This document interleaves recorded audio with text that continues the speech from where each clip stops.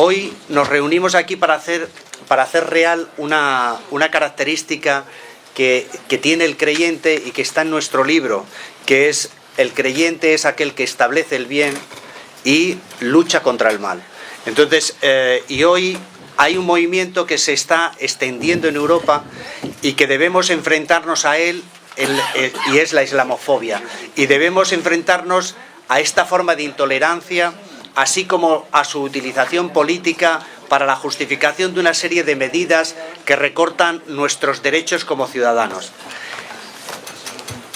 Tenemos en esta mesa redonda que vamos a usar, tenemos 20 minutos, hemos establecido 20 minutos para cada uno de los ponentes, que son 3 personas especializadas en cada uno de los temas de diferente ámbito, y luego presentaremos y luego seguidamente pasaremos un turno de preguntas, tanto por parte de la mesa como para el público en general que queréis preguntar sobre lo que hayan expuesto los ponentes. Hoy hemos invitado a nuestra mesa redonda a 3 personas especialistas en este tema para que reflexionemos sobre el tema.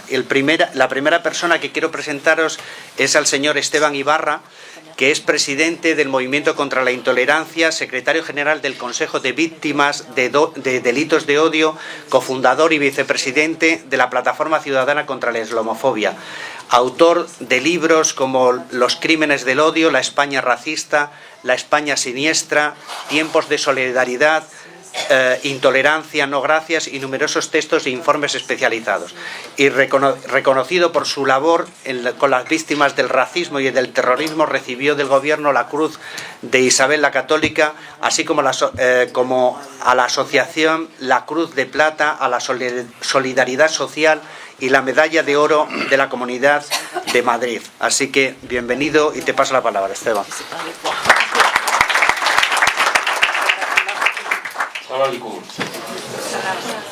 Es para mí un honor y un orgullo estar en este congreso. Me siento enormemente emocionado.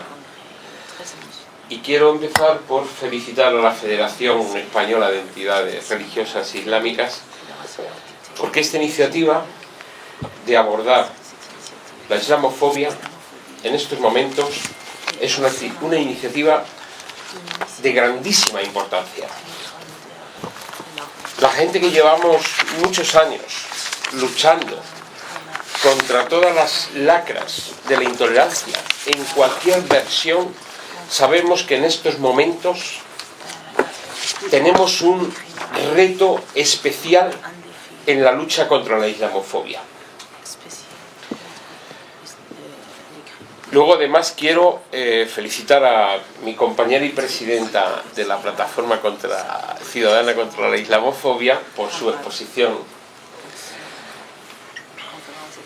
porque ha trasladado un mensaje que es el que compartimos en la plataforma. Es el que da lugar a poner en marcha un proceso que va a tener una gran trascendencia en nuestro país. Y os pido que entréis en todas estas páginas que ella ha señalado, porque hay un gran conocimiento y hay una gran información que debemos de utilizar. La islamofobia en Europa en estos momentos está jugando un papel similar, salvando los años, los tiempos y los momentos, a la judeofobia en los años 30. Aquello que culminó en un horrible, terrible holocausto, en un genocidio tremendo, hoy se vuelve a producir con mensajes similares y nos vuelve a aterrorizar, incluso con acciones como la que hemos vivido hace un par de años en Noruega, con este asesino Breivik, que levantando la bandera de la guerra racial y religiosa llegó a asesinar 76 personas. Tenemos un problema con el terrorismo, tenemos un problema con Al-Qaeda, tenemos un problema gravísimo con ISIS, tenemos un problema con Boko Haram. Pero nosotros desde el primer momento, desde incluso los execrables y terribles atentados del 11 de marzo, supimos decir, y eso se entendió en España, que una cosa son los musulmanes y otra cosa es el terrorismo. Y no es posible identificar ambas cosas. No es posible. Pero que le voy a citar, nos va a hablar sobre el tema de los proyectos de investigación que se están haciendo o se están llevando a cabo en diversas universidades europeas y cuáles son las principales conclusiones que nos darán una aproximación académica al tema de la islamofobia. Te paso la palabra, Bárbara. Assalamu alaikum wa rahmatullah. No sé cómo la tengo. Shukran, hermanos, por esta invitación. Es un placer estar con vosotros para compartir un tema que nos preocupa a todos. Después de la intervención de Esteban es difícil levantar entusiasmo, pero voy a intentar. Mi tema es menos apasionante, pero es un tema que hasta ahora no habíamos trabajado y que nos resulta de mucho interés a los que trabajamos en el mundo académico. Y aquí no solo estoy yo, luego tendréis el placer de escuchar a Jordi, que es antropólogo y también trabaja sobre cuestiones de sociedades plurales, ¿no? Y cómo estas sociedades gestionan esa diversidad. Bueno, el tema de la islamofobia, yo solo voy a traeros un botón de muestra. Desde hace unos 8 años está empezando a trabajarse desde la academia. El mundo académico, como sabéis, siempre va por detrás de la sociedad, es decir, la sociedad va cambiando y la academia lo que intenta es analizar por qué la sociedad va cambiando e incluso prevenir situaciones que por desgracia ocurren y que son violentas. En nuestro caso, por ejemplo, conocer bien la islamofobia, conocer bien sus raíces, por qué ocurre este fenómeno, nos ayuda a intentar solucionarlo. Entonces, el papel de la academia es muy importante porque además se rige por unas reglas y una de ellas es la objetividad. Nosotras, por ejemplo, somos unas apasionadas porque somos musulmanas y nos afecta lo que nos ocurre a nuestro colectivo. Pero nos importa también que otras personas que no son musulmanas levanten la voz. ¿Por qué? Pues porque su objetividad también es una garantía de que nosotros no estamos magnificando el problema o distorsionando el problema, sino que el problema está ahí y lo que queremos es conocerlo objetivamente para poder solucionarlo. Bien, os he traído una muestra de lo que está haciendo la Academia Europea en estos momentos. Por un lado voy a hablar de un par de publicaciones académicas especializadas y luego hablaremos de grupos y proyectos de investigación. Práctica social, en este barco vamos todos, musulmanes, no musulmanes, todos vivimos en el mismo planeta, no tenemos otro. Nosotros tenemos unas normas del juego, una guía que es el Corán, y hay gente que tiene otras guías, pero al final todos tenemos que llegar a un modelo de convivencia, porque no vamos a estar siempre matándonos los unos a los otros.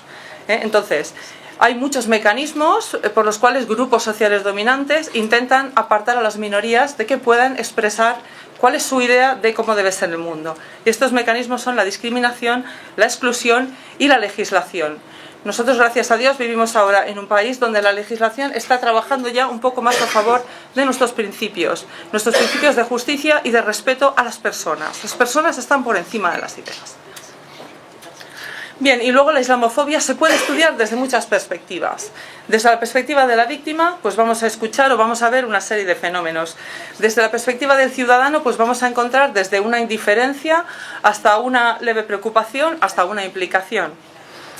Los políticos, como son muy instrumentalistas y aprovechan un poco, pues hay veces que no lo ven, como el señor Rajoy, yo no lo veo, y hay veces que lo utilizan en sus mensajes y o bien se hacen la foto con las musulmanas con el pañuelo para decir mira qué bien que yo soy una persona que mis políticas se integran, o todo lo contrario, emprenden un discurso de los de casa primero, como hace por ejemplo Plataforma per Catalunya.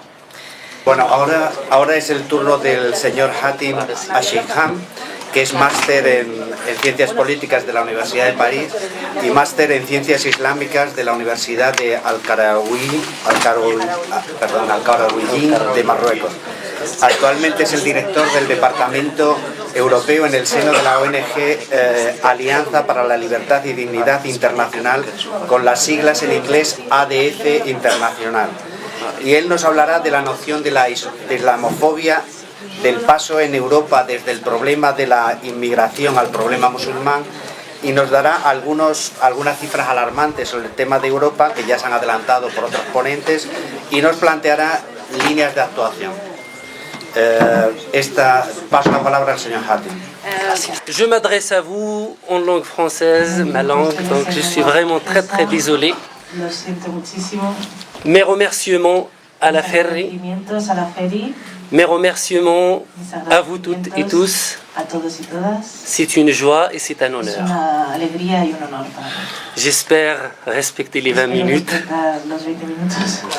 C'est très difficile Es muy de difícil parler après tous ces conférenciers después de extraordinaires. todos estos conferenciantes extraordinarios. C'est difficile de trouver, comment dire, l'angle de l'attaque, Es difícil encontrar el ángulo de ataque. parce que toutes les interventions de ce Porque matin todas las intervenciones de esta mañana étaient une richesse totale. han sido una riqueza enorme. Je vous raconte cette histoire.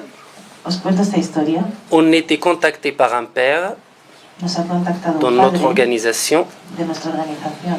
Son fils a été appelé Su hijo le ha au llamado commissariat a la comisaría pour le délit por el delito de l'apologie de au terrorisme. apología del terrorismo. Vous savez, après Ya sabéis que después les événements de malheureux los acontecimientos qui ont touché Paris le deplorables 6 que janvier, han afectado a París, inacceptables. suite à ce drame, Tras este drama, le gouvernement a accéléré el gobierno ha acelerado un faisceau de lois un proyecto de ley dans une perspective con una perspectiva d'un Patriot Act comme à l'américaine. de un acto patriota. Et voilà, como on el était americano. confronté à un délit où toute personne Y qui todos exprime nos hemos enfrentado a un delito confrontado d'une manière correcte ou incorrecte quelque chose qui peut sembler de faire apologie au terrorisme, y todos nos enfrentamos on l'envoie directement a que cualquiera dans une comparution hable immédiate de auprès du esto, juge, le vamos a et il peut enviar facilement, directamente pour al une juzgado expression maladroite, écoper de 4 ans de prison haberse ferme. mal expresado como apología del terrorismo. C'est un jeune de 12 ans Es un joven Un mineur de 12 años, un menor de edad, qui est dans une discussion dans que en una une classe, discusión de un juego de en clase, train du débat, en pleno debate, il a pu dire ha podido- oui, ha llegado a celui decir qui fait mal au prophète mérite que el punition. que hace daño a nuestro profeta, Son professeur l'a signalé au directeur, le ha qui llevado l'a al signalé au commissariat, director, y el director le ha llevado a la qui l'a comisaría signalé au directamente, procureur de la République. y al procurador Et de la voilà, República. on ramène des mineurs Y voilà, comme así des gros vamos a criminels menores como si fueran devant un criminales juge. auténticos delante de un juzgado. Jusque-là, c'est bon, Hasta ahí, parce qu'on vale. a ramené plusieurs. Hemos Il s'est llevado unos avéré cuantos, que la mère de cet enfant Ha dado la était une casualidad policière au que la service de la madre de este nation. niño era una Elle était policía face à ces que terroristes. sirve a la nación. Elle a donné sa vie pour préserver les valeurs de la République. Y ha dado su vida para Et cet preservar enfant, la Elle a nación. pleuré sa mère. Este il niño savait que ha sa llorado mère por su madre. Sabía que su Peut madre perdre sa vie. ha perdido la vida. Et cet Puede enfant, perder la vida. il sait bien, Y mais este aussi, il a ce droit, puisqu'il est musulman, d'avoir des valeurs pour son prophète, pour ce qu'il estime le sacré. Et le juge a dit à l'avocat qui était mandaté par l'AFD international, il dit, nous sommes dans un monde de folie. Je ne peux pas juger un enfant que sa mère a donné sa vie pour la République. Il fallait, dans le cadre de la lutte antiraciste, parler d'un nouveau racisme. Le racisme traditionnel était un racisme biologique. Il parle de la race, du sang, du faciès. Or, aujourd'hui, nous sommes face à ce qu'on appelle en langue française un racisme respectable. Un racisme latent. Un racisme caché. Un racisme en forme d'expression de liberté. Et d'ailleurs, je vous invite à lire un rapport extraordinaire de la Commission nationale consultative des droits de l'homme, un organe institutionnel et indépendant qui, pour la première fois, dans son rapport de l'année dernière, a évoqué publiquement le terme islamophobie. Vous savez, en France, c'était très difficile pour un homme politique, même pour les organisations historiques de la défense des droits de l'homme, comme la Ligue des droits de l'homme, comme le MRAP, comme la LICRA, de pouvoir évoquer le terme islamophobie. Et il y avait tellement de polémiques autour de ce terme, que le fait de l'évoquer, on vous case directement avec les islamistes, les terroristes, les intégristes, et avec ceux et celles qui veulent islamiser la société. Aujourd'hui, ce front de personnes, d'organisations, de mouvements, il arrive à mettre la lumière et surtout à donner une définition claire à ce terme. Ainsi, parmi les définitions aujourd'hui consensuelles de ce terme, celle-ci, c'est l'ensemble des actes de discrimination ou de violence contre des institutions ou des individus en raison de leur appartenance réelle ou supposée à l'islam. Quería plantearos nada más que una pregunta sobre el papel y la influencia que está teniendo en el mundo actual el laicismo, tanto dentro como fuera. El fenómeno que se ha estado describiendo, que es que esa construcción de lo que es ser musulmán en el imaginario colectivo tiene también un efecto introspectivo, tiene también un efecto sobre la propia comunidad que acaba asimilando en primera persona esos estereotipos que una y otra vez se repiten en los medios de comunicación, etcétera, etcétera.